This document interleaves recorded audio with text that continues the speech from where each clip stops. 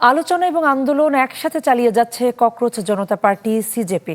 আজ সরকারের প্রতিনিধিদের সঙ্গে ফের বৈঠক হওয়ার কথা রয়েছে তাদের, এবং সিজেপির স্পষ্ট বার্তা হচ্ছে শিক্ষামন্ত্রীর পদত্যাগ ছাড়া এই আলোচনা অর্থহীন। আর বিরোধী দলীয় নেতা রাহুল গান্ধী বলেছেন শিক্ষামন্ত্রী ধর্মেন্দ্র প্রধানের মন্ত্রণালয় বদল কোনো সমাধান নয়, তাকে বরখাস্তের দাবি করেছেন তিনি। এদিকে টানা 4 দিন বন্ধ রাখা হয়েছে দিল্লির 18টি মেট্রো স্টেশন, বাড়ানো হয়েছে নিরাপত্তা।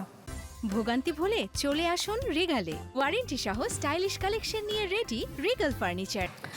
দর্শকের বিষয়ে আরো জানাতে কলকাতা থেকে আমাদের সঙ্গে এখন যুক্ত হচ্ছেন শুভজিৎ পুততুন্ডু। শুভজিৎ, একদিকে সরকারের প্রতিনিধিদের সঙ্গে আলোচনা চলছে আর এদিকে আন্দোলনও চলছে। এই আলোচনা আসলে আন্দোলন স্তীমিত করা কিংবা আন্দোলন থেকে সরে আসার ব্যাপারে কোনো ভূমিকা রাখবে কিনা, কি মনে হচ্ছে?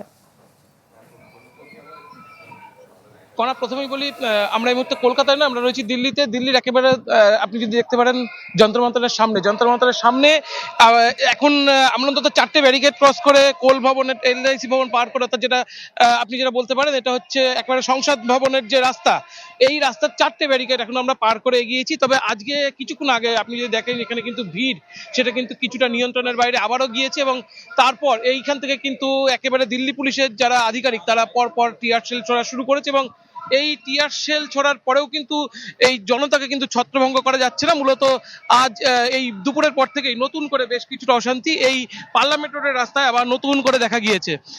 আমাদের ক্যামেরা পার্সন বিক্রমলা আপনাদের দেখাচ্ছে সেই ছবি। অন্যদিকে যেটা বলার, যে আলোচনা শুরু হয়েছে, আলোচনা গতকালের পর আজকেও কিন্তু চলছে, কিন্তু একেবারে যেটা আপনিও বলছিলেন যে রাহুল গান্ধী তিনি কিন্তু বোমবাস্ট করেছেন। তিনি কিন্তু আবার বলছেন যে শিক্ষামন্ত্রীকে সরানোর কথা শুরু হয়েছে, কিন্তু শিক্ষামন্ত্রীর মন্ত্রক থেকে সরিয়ে তাকে একেবারে নিয়ে যাওয়া হতে পারে অন্য কোনো মন্ত্রকে।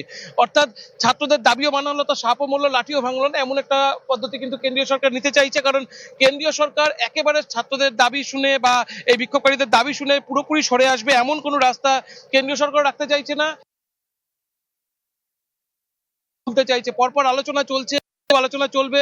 এর মধ্যে যেরকম ভাবে বিরোধী দলগুলো সমর্থন জানিয়েছে, তার মধ্যে পশ্চিমবঙ্গ থেকে মুখ্যমন্ত্রী মমতা বন্দ্যোপাধ্যায়, তারও আজকে কলকাতার ময়দানে নামার কথা। তিনিও আজকে কলকাতার পার্ক সার্কাস থেকে মিছিল করার কথা। ফলে কেন্দ্রের উপর একটা প্রেশার সেটা কিন্তু সময়ের সময় সেটা কিন্তু আরো বেশি বাড়ছে। এবং যদি আপনি দেখতে চান যে একেবারে এই প্রেশার যেটা বাড়ছে, সেখানে কিন্তু একটা কথা বারবার বলা হচ্ছে যে মুখ্যমন্ত্রী মমতা বন্দ্যোপাধ্যায়, তো সাবেক মুখ্যমন্ত্রী মমতা বন্দ্যোপাধ্যায়, তিনি কিন্তু সোমবার যদি এখানে চলে আসেন, সেক্ষেত্রে এই আন্দোলন কিন্তু আরো বেশ কিছুটা গতি পাবে। কারণ কংগ্রেস, তারপরে যদি আপনি দেখেন একেবারে সমাজবাদী পার্টি যদি একেবারে দিল্লির দোরগোড়ায়, ফলে সেখান থেকে তাদেরও কিন্তু বেশ কিছু কর্মী সমর্থক সরাসরি এই দিল্লির যে বিক্ষোভ স্থল সেখানে উপস্থিত হয়েছে। এরপরে যদি আপনি দেখেন একেবারে মহারাষ্ট্র থেকে উদ্ধব ঠাকরে গোষ্ঠী, শিবসেনা, তারাও কিন্তু এসে পৌঁছিয়েছে। সব মিলে পরিস্থিতি যত সময় যাতে তত উত্তপ্ত হচ্ছে, এবং দিল্লির পুলিশ তারাও কিন্তু তাদের যে এই যে আঁটোসাঁটো নিরাপত্তা ব্যবস্থা, তারা অনেক বেশি আঁটোসাঁটো আরো বেশি করছে, এবং পুলিশের যে মুভমেন্ট সেটা কিন্তু বিগত 30 থেকে 35 মিনিটের মতো অনেক বেশি বেড়েছে। আমরা আস্তে আস্তে যেভাবে মুভমেন্ট বাড়ার ছবি দেখলাম, এটা কিন্তু আরো বড়সড় কিছু দিল্লি পুলিশের পদক্ষেপ নেওয়া। শুভজিৎ, আপনাকে ধন্যবাদ। দর্শক, শুভজিৎ পুততুন্ডু আমাদের সঙ্গে যুক্ত হয়েছেন দিল্লি থেকে।